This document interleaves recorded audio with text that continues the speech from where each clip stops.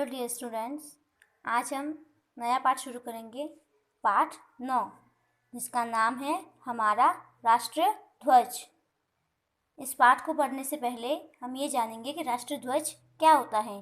राष्ट्र यानी देश का और ध्वज यानी झंडा।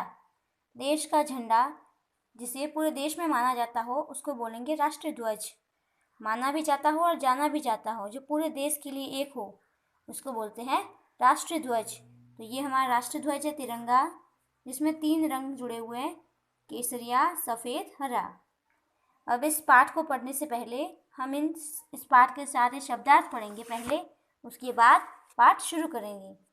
तो देखिए, फर्स्ट दिया है राष्ट्रीय यानी राष्ट्र का, प्रतीक यानी निशानी, दर्शाना यानी दिखाना, समर्पण यानी त्याग, ऊर्जा यानी शक्ति, सावधान मुद्रा यानी सीधा खड़ा होना, ध्वज यानी झंडा, आदर्श यानी मूल्य या मान्यताएं, अंगीकृत यानी स्वीकार, बलिदान यानी आत्मत्याग, समृद्धि यानी संपन्नता और अनिवार्य यानी अत्यावश्यक। क्लियर?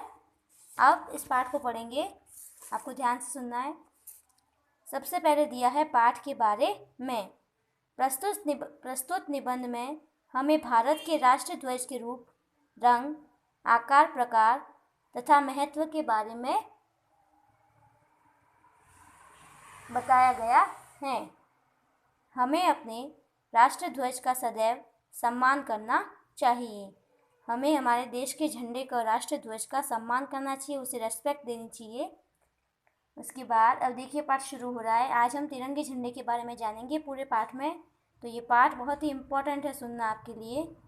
हर देश का अपना एक झंडा होता है। हर देश का अपना एक झंडा होता है, यानी अलग अलग देशों में अलग अलग झंडे होते हैं। एक देश का एक झंडा होता है, जैसे कि हमारे भारत का तिरंगा है, अमेरिका का कुछ अलग होगा, ऑस्ट्रेलिया का अलग होगा, इस तरह से पाकिस्तान का अलग होगा। समझ में आया? हमारे देश का भी अपना एक राष्ट्रीय ध्वज है, यानी देश का झंडा है। हमारा राष्ट्रीय ध्वज 3 रंगों का है, 1, 2, 3, इसलिए इसे तिरंगा भी कहते हैं। हमारा राष्ट्रीय ध्वज हमारी एकता और स्वतंत्रता का प्रतीक है। इसके साथ ही यह हमारे देश के आदर्शों को भी दर्शाता है। आदेश का मूल्य को दर्शाता है, उसके बारे में बताता है। हमारा राष्ट्रीय ध्वज 22 जुलाई 1947 को अंगीकृत किया गया। अंगीकृत यानी स्वीकार किया गया, अपनाया गया। इसको कब अपनाया? 22 जुलाई 1947 को। इसमें 3 रंगों की पट्टियाँ हैं।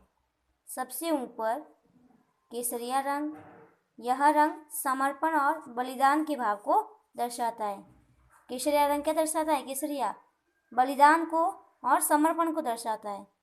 बीच में सफ़ेद रंग की पट्टी है, जो शांति और सच्चाई का प्रतीक है। सफ़ेद रंग क्या दर्शाता है? सच्चाई और शांति। सबसे नीचे हरे रंग की पट्टी है, जो ऊर्जा और समृद्धि का प्रतीक है। हरा रंग है वो हरियाली का, ऊर्जा का, समृद्धि का, संपन्नता का, हमारे देश में उसका प्रतीक है।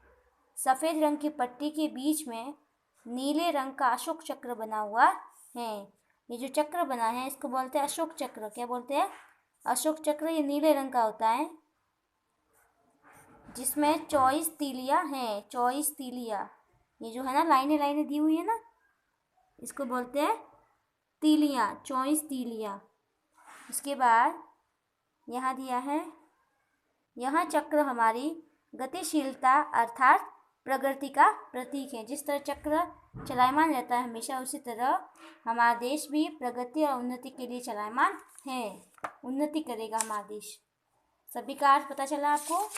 उसके बाद हमारा ध्वज हमारे देश के सम्मान का प्रतीक है। प्रतिवर्ष स्वतंत्रता दिवस के उपलक्ष्य में 15 अगस्त को देश के प्रधानमंत्री द्वारा दिल्ली में लाल किले पर तिरंगा फहराया जाता है। अपने प्रधानमंत्री कौन है अभी वर्तमान काल में? श्रीमान नरेंद्र मोदी। हाँ, तो वो लाल किले पर झंडा फहराते हैं। हमारा तिरंगा खादी का बना होता है। खादी एक प्रकार का कपड़ा है जो हाथ से बुना हो जाता है। ये किससे बनाया जाता है? कपड़ा खादी का हाथ से बनाया जाता है। तिरंगे की लंबाई और चौड़ाई का अनुपात 3:2 है। कितने अनुपात? 3:2। इसकी लंबाई और चौड़ाई, लंबाई 3 और चौड़ाई 2।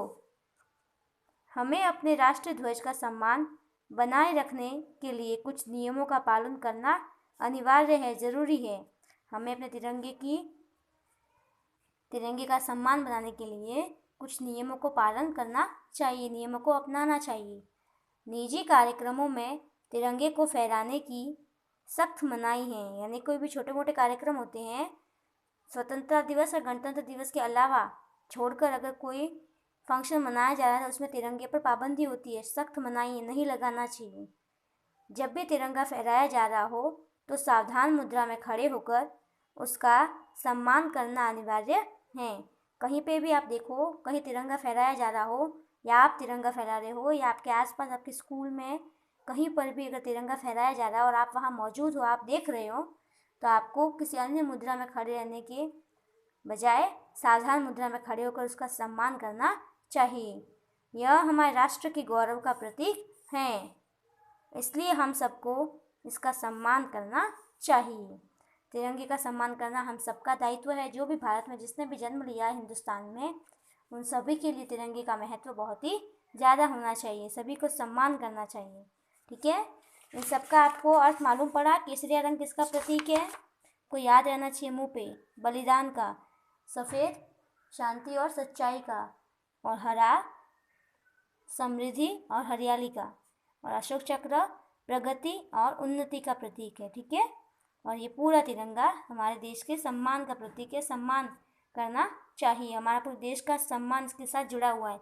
अगर तिरंगा गिर जाए तो हमारा पूरे देश को गिरा हुआ माना जाता है, क्योंकि ये हमारे पूरे देश का प्रतीक है, पूरे देश का आदर्श है, सम्मान है हमारा।